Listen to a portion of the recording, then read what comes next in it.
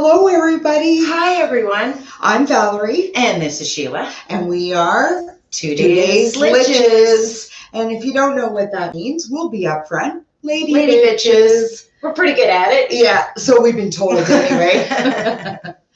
Anyway, we would like to start our show today. And I think we first want to wish everybody Happy St. Patrick's Day. Especially happy to those who are Irish. Absolutely. And for you Ryans out there, definitely have a beautiful, happy St. Patrick's Day.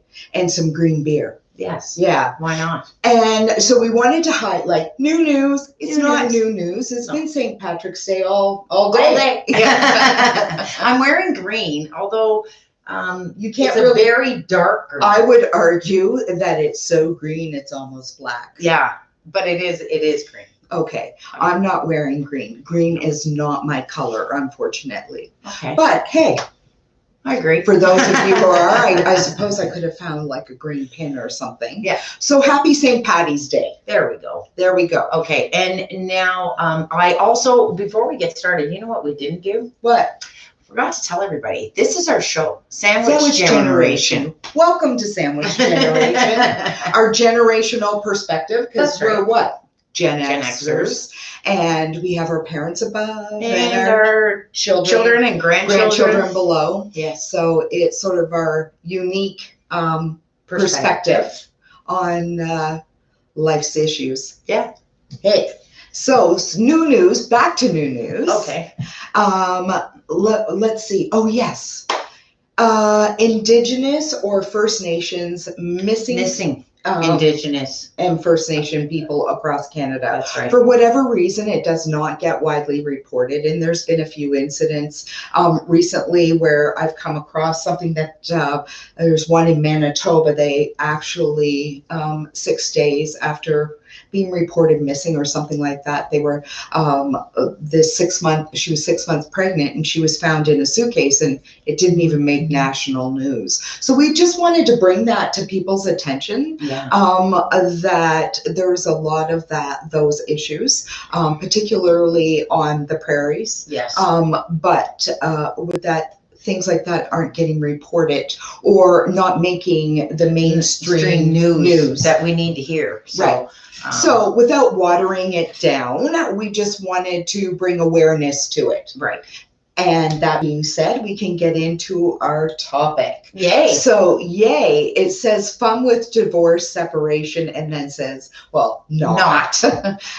There's nothing fun about it. No, there isn't. I thought we kind of came to the agreement tonight. We would kind of keep it on the lighter side, more the humor side of things, only because it is quite a heavy and an emotional topic. Hi, Mom. Yes, and let's face it, Val, that's one of the reasons why we really haven't done this. It's because it's a very sensitive subject for our family, because it touches our families. Right. So, of course, it makes it more difficult to discuss things openly when it pertains to your own family. And that is my parents, our parents, are divorced. Mm-hmm. We're sisters. Right. My sister has had divorce. I've been divorced. Yes. So in that sense, understanding divorce, we have a few different perspectives, because that's the other thing. You previously worked in the courts, so you have another perspective. Right. So you worked in family courts too, so that was a completely different perspective. Right. So family law was my background, for sure, for well over 25 years. Right. And for those of you who know me already know that. And for those of you who don't know, I'm retired from that. So at this point in time, like you said, it's been a very touchy subject. Because it affects our family. Yes.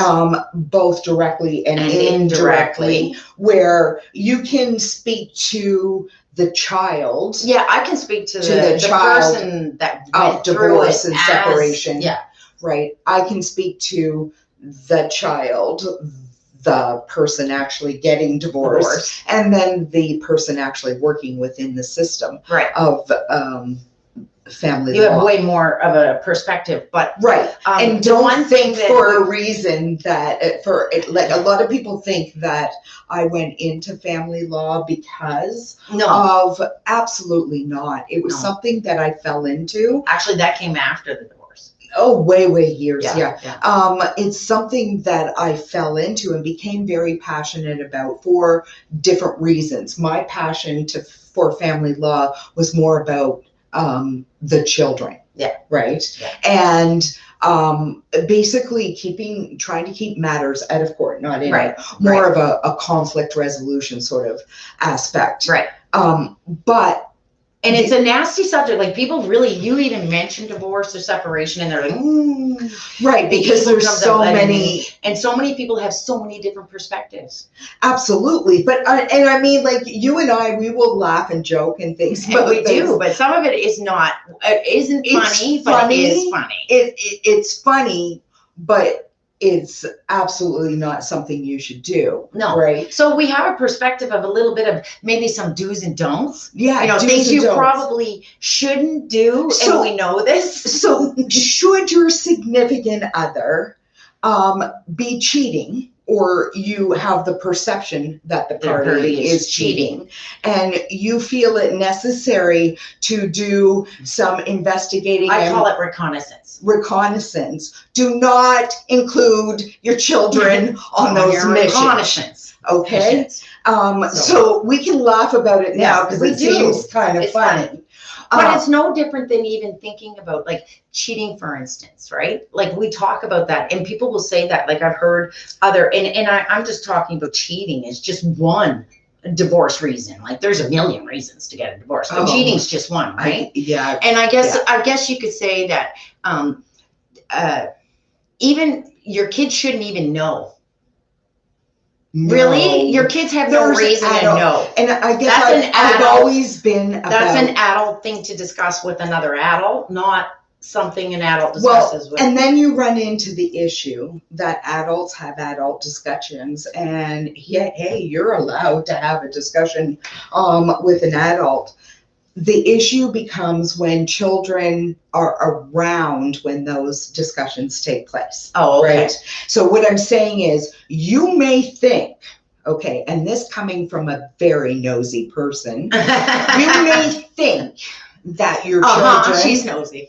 Are not listening, but they're listening to everything. They're listening to everything. And that was my other perspective. If you really want like an honest perspective, remember I said to you earlier when we were talking, I was like, hey, so here's what I can tell somebody, that at 13 years old, you can learn. And people like to think that they can't, but a 13-year-old and a 12-year-old, even younger, can learn how to manipulate the situation to benefit themselves in some wonderful way. And they will. And that's why I say, like, people don't understand that though. No. Like, and I can understand that. That's my perspective because I was that 13-year-old manipulating situations to fit.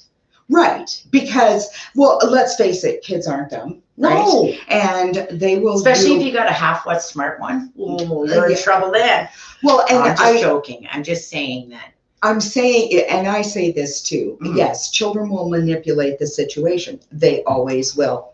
To their benefit. And it's like I was saying to you earlier, when you have a child in front of you, well, my mom lets me go out at 5:30 in the morning and play, even while she's still sleeping. I'm like, yeah, you have to think for a second, right? Because the reality is... Do they really? No. And I knew it wasn't true, but I knew he would... I knew at the time I was being told this because that's what he wanted to do. And that is like saying, oh, well, Dad lets me eat pizza until 12 o'clock midnight, right? Yeah. And the thing is, qualifying that is one. I think when there's... Here's what happens when a marriage breaks down or a long-term relationship breaks down like that. The trust is gone. Right now, no two parents ever parent the same. We know that, right? Because they weren't raised in the same home. But when you live in the same family unit, you make it work. Right. But what's amazing to me is that when that unit separates, all of a sudden the parents become bad parents in each other's eyes. Because do you see what they were a bad parent, but they weren't. But no, it had you were with them. While you were with them, they became a bad parent because all of those little the day you things divorced that you didn't like because they said or did this and you didn't agree with it. All of a sudden, when you separate and divorce, because of the emotions, because of the hurt feelings, right? There's so much more. It just builds and it becomes exacerbated, right? And unfortunately, the children are stuck in this and they will manipulate, lie, scheme, whatever to get what they want. And I would always say this. So, okay, flash forward, your child is now in high school and you get the call from the school that, you know what, in 128 days, he's only bothered to show up, so many days, 48 days out of that 128, right? Anyway, so the parent gets on the phone all upset, calls the other parent and says, this is what's happening. He's skipping school, not going to school. And then it starts. Now, this can go one of two ways. It goes, the attack starts. Well, if you were home more often, or if you weren't out with your friends, if you, and as soon as we feel attacked, we have the defense to either attack back or rebuild up that wall. That's right. And so what ends up happening is that child has now learned that when I get mom and dad arguing, guess what? There's no consequences to my actions. None. Because they will be in World War III. Meanwhile, the skipping school issue kind of falls just down. Fell away. Right, because now they're too busy either blaming or defending. Right. And I think that's a lot of the miscommunication. Things have changed a lot, and I think we were going to talk about that. Generational thing. Things have changed so much. So from say the 70s, 80s, 90s. Yes. First of all, divorce is more prevalent. Okay, so first of all, let's go back to the 80s. So in the early 80s, I'd say 1980 to 85, people started talking more about it, and you started hearing about a friend's parent getting divorced or something like that. So you were aware of it, right? And then, we can say it happened. But the thing is, divorce and separation, the baby boomers actually were one of the first. One of the first to really, and for a variety of reasons, we could debate this all day. Some people, we had talked about how women having rights meant they had alternatives to putting up with shit. That was one. Well, that was one. That was just one, right? That was one aspect. Yeah, for sure. And then there were a lot of other aspects. But the reality is that divorce and separation is more prevalent. Most children today are of blended families. A lot of children. And so I really think that the whole stigma behind coming from a divorced family or anything, as it was kind of in the 80s, it's not. As it's moved forward, it's not so much of a stigmatism attached to it. No, my kids were actually, I remember my son actually mentioning to me once about how his family was, odd. Why? Because he was one of the few kids in his class where his parents were actually still together. Yeah. And I get that because it seems to be almost the exception to the rule these days, which is sad. And trust me, working within the courts and everything. And no, you can't ask me what makes us work because I don't have an answer. No, there is. People have asked me that. Oh, why have you guys lasted? There's a lot of reasons, I'm sure. but it is one of those situations that, like you said, it's not that common anymore. It's almost the exception rather than the norm, where back in the 70s and 80s, it was the to be divorced or come from a divorced family. Normal. It was not normal. Not the norm. Well, you even it wasn't said not normal. It was not one of your friend's parents. Yeah, I wasn't allowed to. You weren't allowed. She wasn't allowed to come to my house because anymore. Because our parents were getting a divorce. Yeah, I was still allowed to go to her home to visit, but she wasn't allowed. But I wasn't allowed. Yeah, which to have her nowadays that's even unheard of. Unheard of. Yeah. But I think that one of the things that we wanted to touch on it is the light, like, it's not that it's lighter side, because there is no, one thing I do know, there are no winners. No. In separation and divorce ever. No one ever wins. If you think it's like Law and Order, if you think it's, you know, it really isn't. It isn't. Nobody comes out a winner. No. And we can only speak as products Yeah. of separation, of divorce, as going through, and my children being products Yeah. of separation and divorce. I would say that we can speak to that. Yeah. And I can somewhat speak to Canadian. Yes, we're very. That's the other thing. That's the other thing. And I just want to, before we even start this series, one of the things we wanted to bring up was, if you are in any way in a physically abusive or violent situation, whether it be right at this moment, which would mean you should be calling 911, or if it's impending and you know it's coming, then call 911. And if it's something of a situation that you find yourself in and you would like to get out of that situation, there's a 1-800-422-4453. And that's the National Family Violence Resources Hotline. Right, and what we're referring to and what we're talking about in no way is a reflection of what we're talking about situation. Is a average, normal, there's no such thing, but a divorce or separation that you've either been through yourself as the person who's gone through the divorce, or maybe you're the child of a divorced family and you have a perspective. That's where we're coming from. Right. The average viewpoint. I'm just trying to get logged in so we can see the comments. Yeah, I can see a couple actually. So here we are now. Oh, look at that. I turned it right down. There you go. And then the other thing is we also wanted to mention was back in when we were first kind of introduced to all this, prior to 87, women were pretty much given custody. Yes. So, and fundamentally, and see, that's one thing, the area of family law, the Federal Divorce Act of Canada has vastly changed in the last 30, 40 years.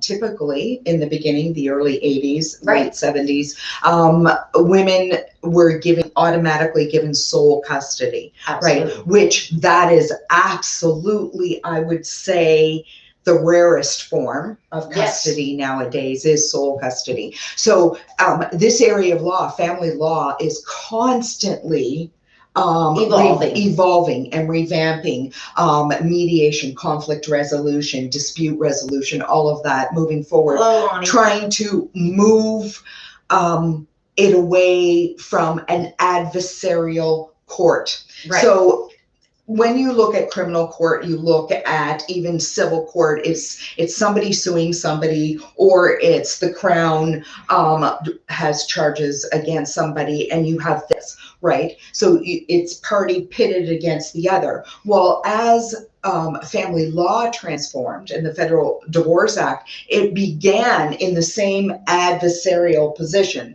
which of course you're pitting husband against wife, partner against partner, parent against parent, and it can become really ugly really fast. You're also dealing with probably the most emotional area of law you're ever going to deal with is family law. Well, it's one of the reasons why you left family law. Yes.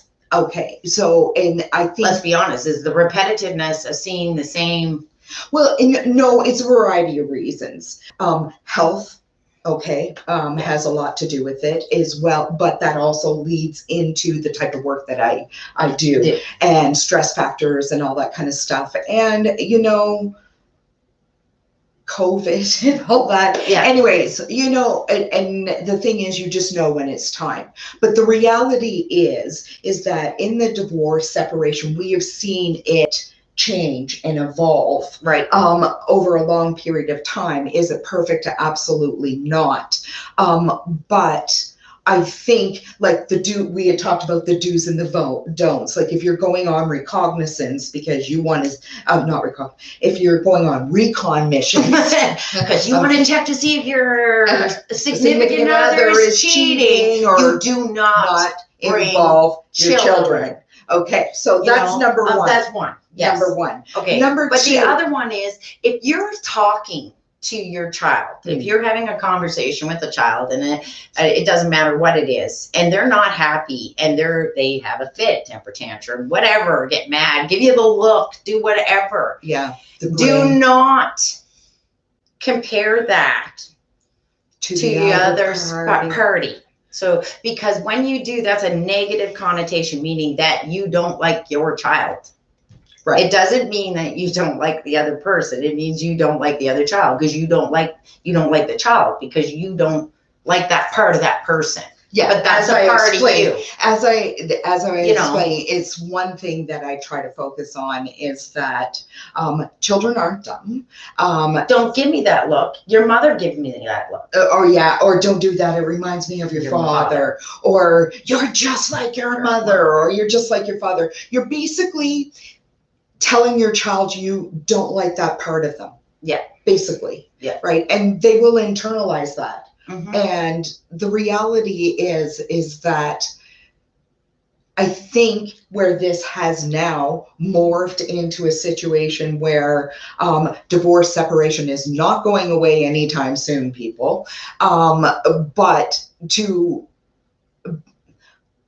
have a better understanding and educate ourselves so that we are not perpetuating this down to our children. I agree. And the thing is, if you don't know any better. But like we had talked about before, one of the big things is parental alienation. Parental alienation. Yeah. But the other thing is, this is a huge subject.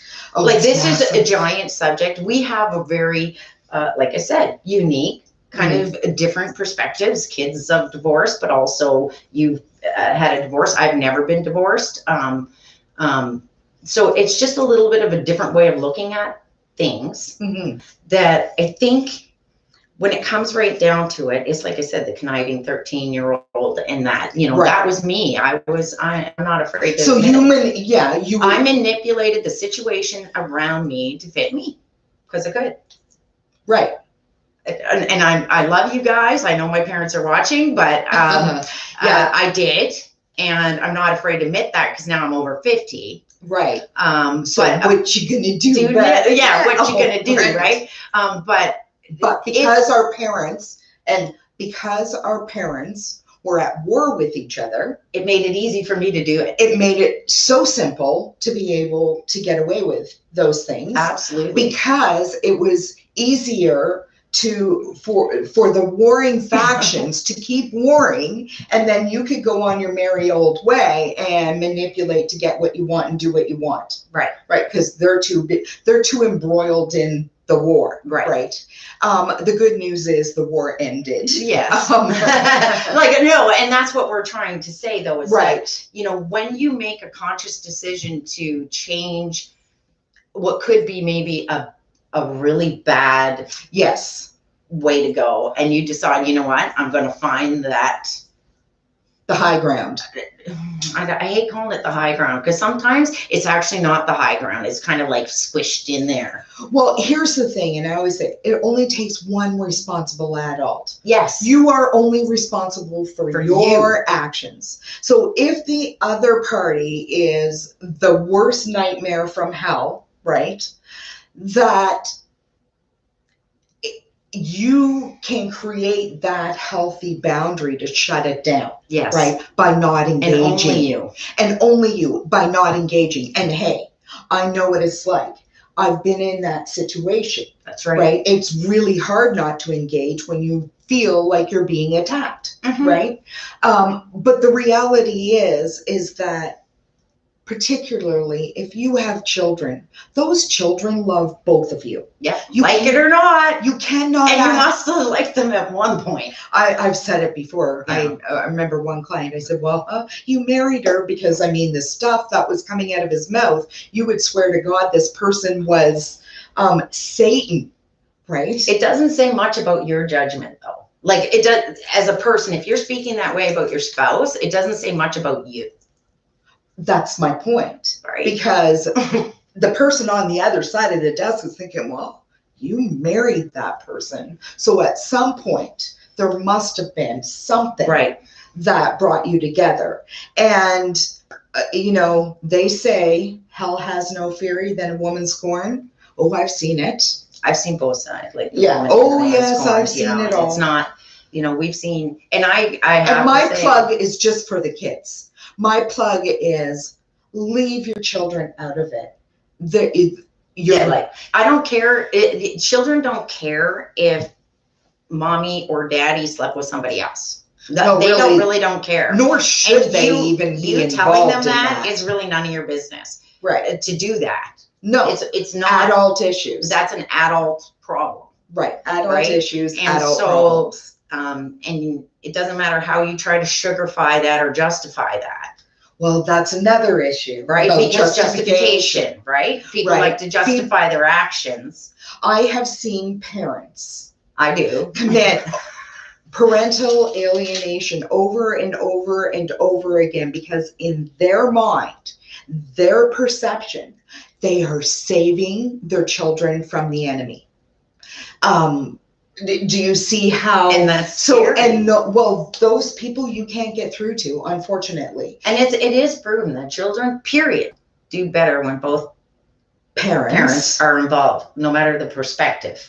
Exactly, when both parents are involved in their children's lives. Right. Now, I think I need to qualify something as well, that I can say that we are the product of separation, but I can also say that I was out of the house and living on my own when our parents separated. Oh, absolutely. Yeah. Right. Yeah. You were still at home, but I wasn't. Not that wasn't its own nightmare, but I'm just saying. Yeah. The reality is that we were in two different situations at that time. We weren't in the same situation for sure. Yeah. But I think the reason why we decided to tackle it is because, one, it's very controversial. It is. Because those people who feel justified in their actions. And there always will be those, no matter what you say or do. They're always going to see how they were right to do what they did or what they do. Right. So there's a mandatory course when you are going through divorce under the Federal Divorce Act of Canada, that doesn't matter where you live, that you have to take like a parenting after separation or a parent information program. And basically it's the very nicely put do's and don'ts about you don't grill your child after they come home from spending time with the parent, and who is there and where did you sleep, and anyway, that kind of stuff, and about money issues because we know support. And you don't discuss money issues with your children. Right. So, and all of that. Now, I facilitated that in a different jurisdiction years ago, and I remember in the classes before everything went online, I always knew that you had the parents that had their aha moments that were like, oh yeah. I really shouldn't shouldn't have called him a dick. Yeah, exactly. Or I really shouldn't do that. Or yeah, I do see it. And that's what you want. Yeah. Right. But then you get the other ones who will stand up, and no matter what, it's always the other party's fault. Like in their mind, their perception, they don't have the ability to see their participation in all of it, right? So you on your significant other. was just. Yeah, it says, I agree. If you feel that way about your significant other, I think it's time to have a talk with them. Exactly. Yeah. It's just one of those situations, and I feel so bad for people that are caught up in it. And quite honestly, for most average people going through divorce and separation, the first year is really, really hard trying to get everything, when you're separating, and it's financially everything. Period. Yeah, period. Nobody's winning financially out of a divorce. No, and I say this all the time because they say, well, There's no such thing. Whether you have a dual income coming into a house, whether both parties are working, or whether you only have one party working and one income, that family survives on that combined income coming into that house. Now, when you separate, that same income, whether dual or single, now has to support two separate homes. You're going to feel it. Doesn't matter who you are. Doesn't matter who you are. You're going to Which feel also it. means your children are going to feel it. Yeah. And so it's I'd like to say there was a pain-free way of getting through all of this. There is not. Educate yourself. Read. Look up. Here's, the pain-free way of getting through all this. I'm going to be honest with you. Okay. Don't get divorced. Well, no, somebody asked me that. I had lots. And I don't know. I can say that. I say that as a joke.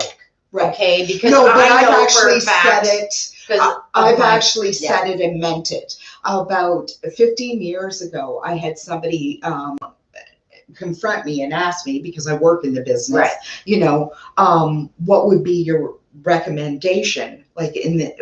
And I honestly, and it was not at work, people, but I honestly don't get married till I said, no, I just said, honestly, I believe it's easier to be miserable and stay married. Really? Yes, that's what I said. Oh my gosh. No, I'm not a proponent for being miserable and staying married. That is not a good idea. With it. I don't agree with it. But at the time, it just felt like what you had to go through. Was it really worth the separation, right? Right. Do you know what I mean? Now, and that's one of the hardest things, because it is painful. It is difficult to get through all of it. We're over our time, aren't we?